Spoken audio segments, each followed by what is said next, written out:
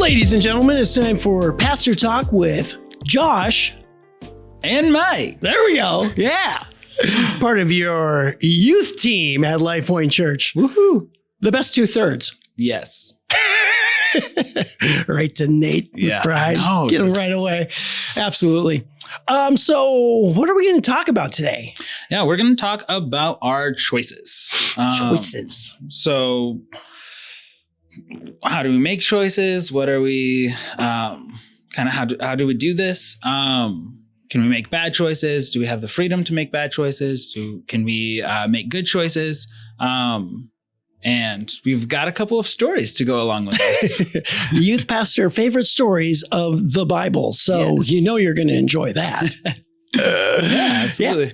So there's a plethora of people throughout the Bible making choices, good choices, bad choices. Yeah.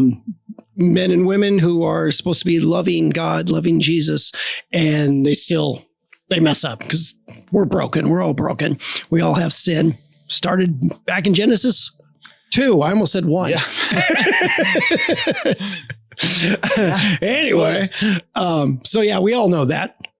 And so as you look through the Old Testament, guys and ladies, you see it just seems to be more intense in their bad choices. Not that you can't say Peter made bad choices and things like that, but these guys just seem to be, we would say they're off the rails. But at the same time, we have everything like this going on in our society today, absolutely. Even within the church. That's just sad to say. Yeah, but it's absolutely.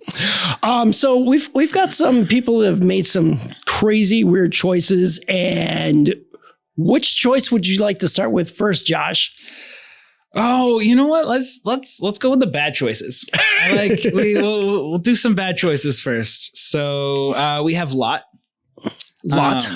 Yeah. So going with bad choices, we have Lot. This is Genesis. It starts with Genesis 19, goes to chapter 20, maybe a little bit in 21, I think there. And try kind of pre the bad choice that we're leading to. It starts with a whole decision of Lot and Abraham. Abraham giving Lot the choice to choose which land he wants to take, the high country or down by the cities. The one by the cities is a choice piece of property. It has all the water.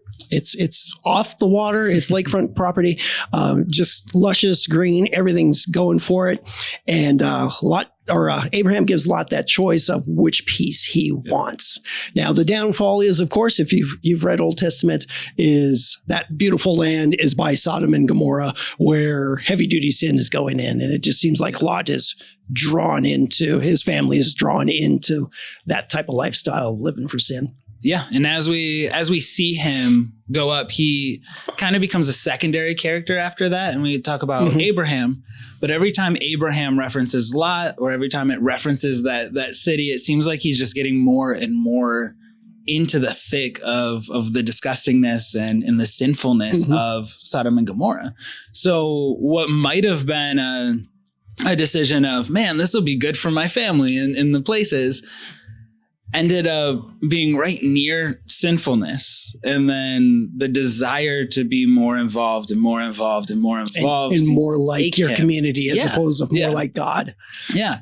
So when we see him the next couple of times, it seems, I've always kind of said with this, it seems like he's gotten to a position of status in Sodom. We see that with just the sheer amount of stuff that he brought. Like Abraham and Lot, they separated because they had too many servants, too many things, and they couldn't abundance of livestock. That's like God blessed them, and that was awesome. So knowing his wealth, knowing how God was blessing him, but then also just some of those key things of him waiting at the city gates, taking on foreigners and people that are visiting the land. It just seems like he's gotten so soaked into all of this where it's not even around him anymore, but he's indulging in it. He's in it, in the thick of it. He's into the thick of it. And this goes up to some of the bad decisions. So it starts with a father leading his family. His daughters that were born, there was 2 of them that we know of.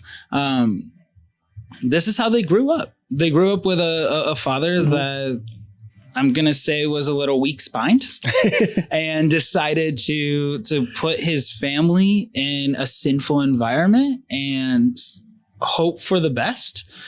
So then in Genesis 19, we have the story of Lot taking on these two foreigners, which he doesn't know are angels in disguises at this point, angels that are coming to visit him to warn him, get out, God's going to punish this city. God's going to take justice on what's been happening in the city. And because of Abraham, you are safe. Because Abraham beseeched on your behalf, we're going to save you and we're going to get your family out of here. Well, the men of the city didn't like that idea, or rather like the angels too much. So they like the angels too much. They're sitting there, they're banging on the doors. It's absolutely heart-wrenching and disgusting to even think that it says every man of the city was ready to go out, attack and sexually assault the two men that Lot was hosting in his house. And we see the depravity of Lot. I think I said Saul. Lot. I did. I meant Lot. We see the depravity of Lot when he cares more about these angels, which he should care about the angels. He should care about foreigners in the land that he's at. But to try to appease the men of the city, he says, take my daughters instead. Yeah. Take my daughters. And then they don't want them. And there's like the first decision making that you go through is as you look at Lot and his family, and it's so much sinfulness around him, and he knows that's sinful, and therefore he's trying to save these guys. He's immersed his family within that, and for these children, all their lives is what you assume. And I just think about when my oldest girls were really young. I was living in a seedy part of the west side of Phoenix. And me and Colleen were like, yeah, before they get any further into school, because they're like kindergarten, I think. The oldest one was going into kindergarten. We need to move out of here. Right. So they're growing up with their proper influences around them. Because our eyes were wide open to the community in the neighborhood. We had crime going on everywhere. People were fencing goods across the street from where we live. Every Friday night, there's a police helicopter over our neighborhood with the spotlight coming down the backyard. So we said, yeah, we got to get out of here. Yeah. And you would think that Lot would go, hey, this is bad. I know I got a lot of livestock and some great land, but maybe I move to the other side of the property. Yeah. Away from the side, at least that. Yeah, for sure. I can understand not picking up everything and going, because that would be a lot of work, but couldn't you just get away from the city? Yeah.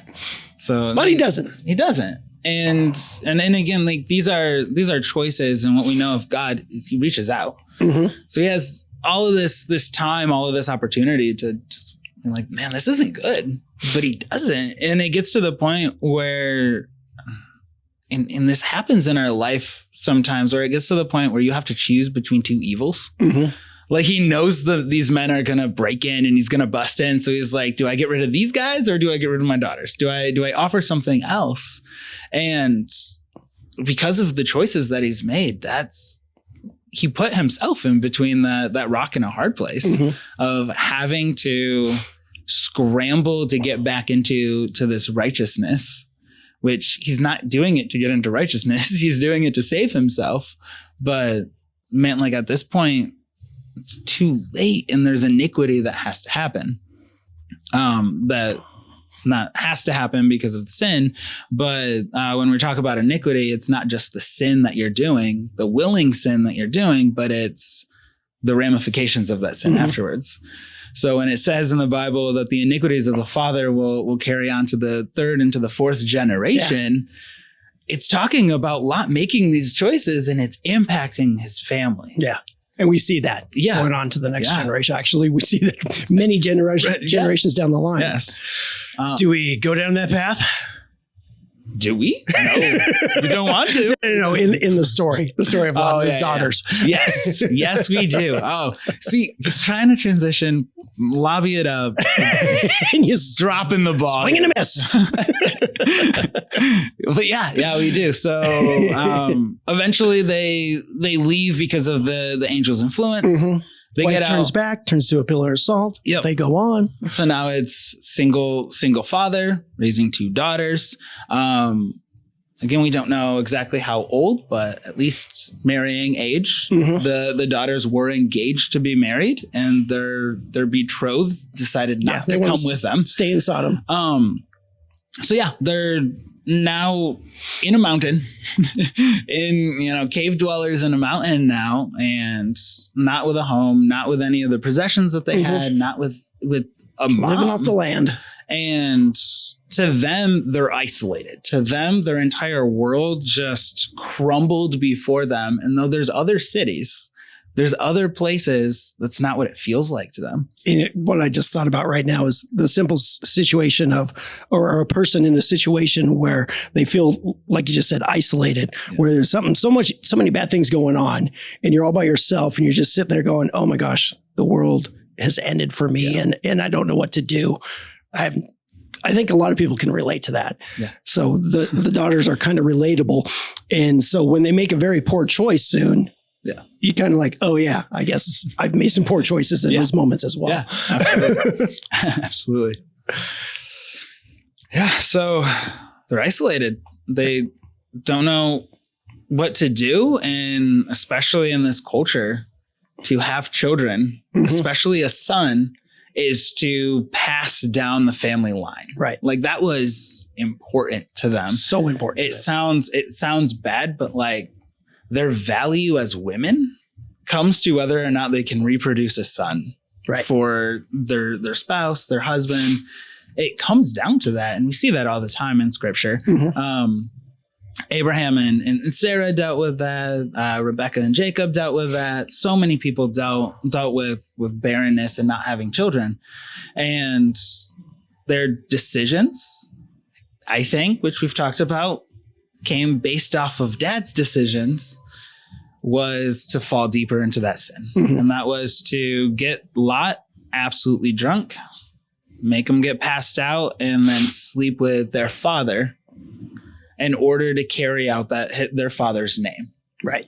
In order to say, this is our genealogy, this is our family, this is what we come to. And as Christians, when we look at that, we say, oh my goodness, how could they make that choice? It's gross, disgusting. But at the same time, if you're growing up in that sinful environment, you're not going to make the right choice. Yeah. That you're going to feed off of whatever you've been taught throughout your whole childhood into young adulthood.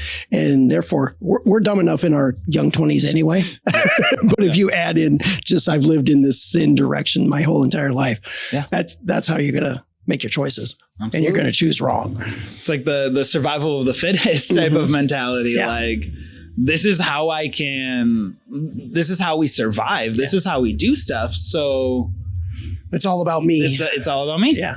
Doesn't matter how I get it. Yeah. So we have poor decisions that lead to more poor decisions that lead to more poor decisions. And then as you go down many generations, the Israelites have to fight against these generations that have spawned off of these 2 daughters. Yeah. And it's just a great picture of, this is where your sin will take you if you allow it to. So turn to God. No, absolutely. Absolutely. And again, it starts with the choice. So good choices. Good choices. All right. Do you want to do Gideon or Ehud? Yeah, let's do Gideon. Gideon's more fun. There's more to it. It goes, yeah. So Gideon, being a person who doesn't think much of himself, doesn't think much of his family and his heritage, thinking they're the least of the tribes of Israel and he's the least of his tribe. So has very little self-worth, doesn't think he's going to amount to much of anything. And lo and behold, that's who God's going to use to save him. Yeah. Just crazy. Yeah. just typical of God. Yeah. So he gets that choice, which he tries to back out of when the angel of the Lord, when Jesus comes down to talk to him and says, hey, you're going to do this, my mighty warrior. He tests him several times. And then eventually he goes out and he leads as God has directed him to lead. And so therefore he's making those good choices. He started off thinking, I'm nothing, even though he should know he's an Israelite. He's God's chosen people. He's loved by God. And he should know that, just like we should know that as Christians. He's our savior and such, but we forget day in, day out. Absolutely. Get caught up in ourselves and woe is us kind of mentalities that we all have to get past. And, but he sees past that after his many tests, the fleece and everything. And he steps forth and does just the crazy things that God tells him to do in the first place. Yeah. And just the breaking down his dad's Asherah pole and all this stuff. The whole community is after false gods. And so he knows if he does this, the whole community is going to hate him. Yeah. But yet he does follow through. He does it in the darkness of night, but he follows through. Well, and that's the cool part about that is we talked about Lot starting out making one bad choice to another bad choice to another bad choice. We almost see the opposite with Gideon. Because Gideon, like, he starts to complain a little bit and like, I'm the lowest of these people, like, give me a sign and then I'll do it. And then he believes the sign. And then God tells him to do something and he's kind of going back and forth with God. God, I don't like, man, the town's going to hurt me if I take down my dad's altars for worship. So let me do it at night. And God allows him that grace to say, okay, you're doing the right choice. You're doing it not in the way I want you to do right now, but you're doing the right choice. And then when it comes time to, when his army goes down from 32,000 men to 300, by that time he's like, all right, God, I don't know what you're playing at here, but I'm in. I'm still ready. do it. Like, and then he goes and spies on the Moabites and he hears the dream and he goes, we got him. God is with us. We've got him. He runs back and tells all his men, okay, let's go. All his men, 300. all 300 of his men. Against, what is it? Grains of the sand of the sea, of the beach or whatever. He's going against some monstrous amounts and the Israelites win. But they win because he followed God in his direction. Yeah. He makes some poor mistakes a little bit afterwards. And one could say, for God and for Gideon, it's another mistake. It should just be for God. Right.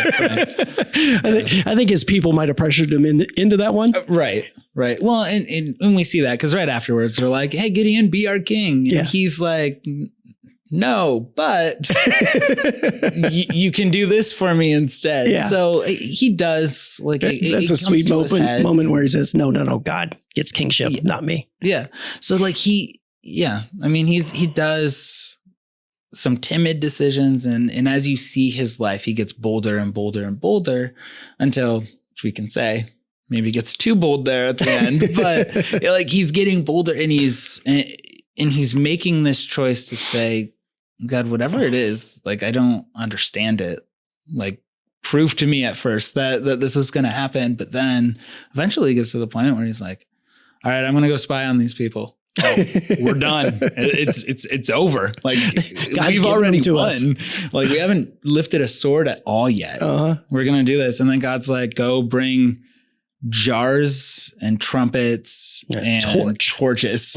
Go bring those to battle. Leave your sword at home. We don't need that. And really, they didn't. Like, they didn't need it. They scared the people. They either started killing themselves. People killed themselves. And they ran and the neighboring town killed them. Like, it was so good just to see Gideon just like the story of that, where it's a letdown for Lot. It was like this big moment. Like if you're reading that for the first time, you're just like, yes, Gideon finally gets this. And this is awesome. Like, yeah. And that goes to like what you were saying with your family of, okay, we're going to start moving towards this. We're going to start looking for this. And it might not have been an immediate change where you're like, we got to get out of this place. But it was, oh, you knew. You knew. And we all have those choices to make. And with these two examples that we gave, there's outrageous things happening at the time. And it's major life decisions to make. And it's kind of like, as many of us feel, especially if we're focused on social media, our world's coming to an end. Everything's crazy and bad and evil.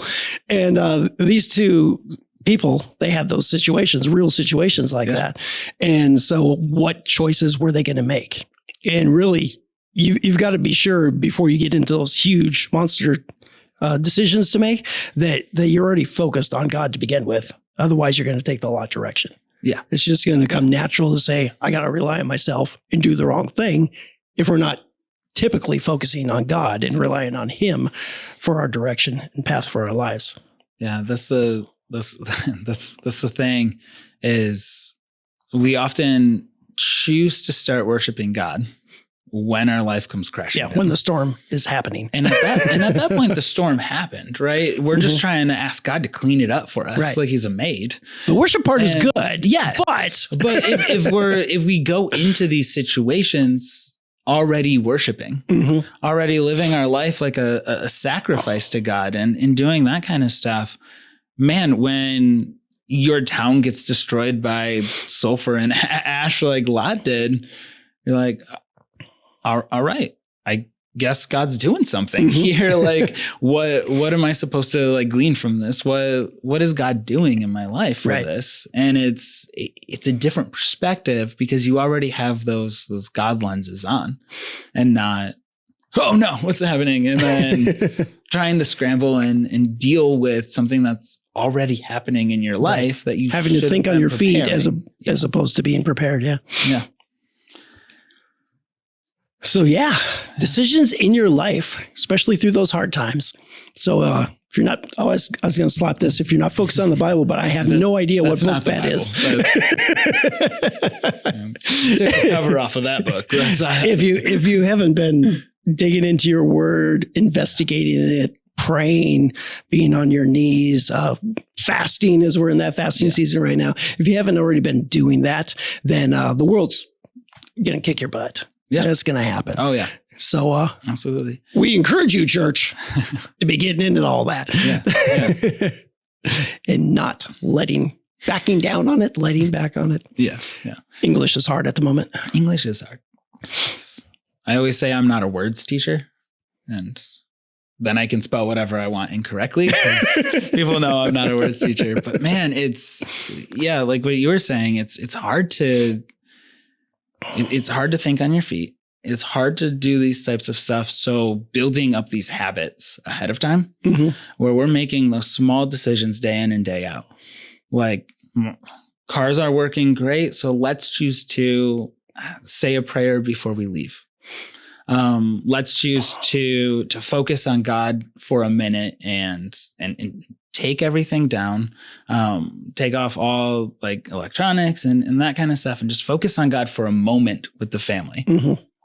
Let's, small decisions that when life is crazy is hard to start initiating. When life is tricky, when there's affliction going on, when there's things that come on a spur of a moment, that's not the time to start habits. That's the time to kind of straighten some things out. But if you're already in the habit of doing this, like I said, one thing I'm so thankful for my wife, but whenever we go together, she's just like, all right, Dad's going to say a prayer real quick. And man, I love it. And I'm often humbled by it because I'm like, I drove by myself multiple times. And you know what I didn't do while I was driving? I didn't pray. And so my wife is so good at just being like, we're just going to take a minute and we're going to pray. I'm like, that's a great idea. Let's do that. So then if life is crazy, my wife is like, remember, we pray before we drive. we pray before we do this. We focus on God for a minute, and man, that it changes our mind. It refocuses our mind, and then we can make those good decisions. When we leave and we're riding, and my kids are annoying me in the car because they're doing something loud, I'm like, I just prayed. I just gave thanks to God for my kids.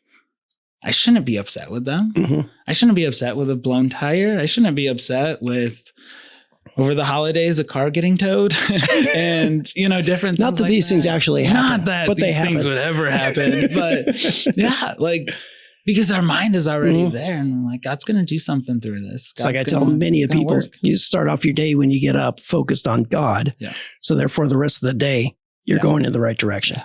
And everything gets put into perspective. So I proved that time and time again in my work life. When I didn't put God first, I was having a horrible day. Then I realized it midway through the day, stop, pray. Well, what do you know? My heart's changed. So therefore, the rest of the day was good. Yeah, absolutely. Same junk was happening. Yeah, same thing. But my heart was in the right perspective. My heart's different. Yeah. Yeah. So make good decisions. Yeah. Do it today. Do it.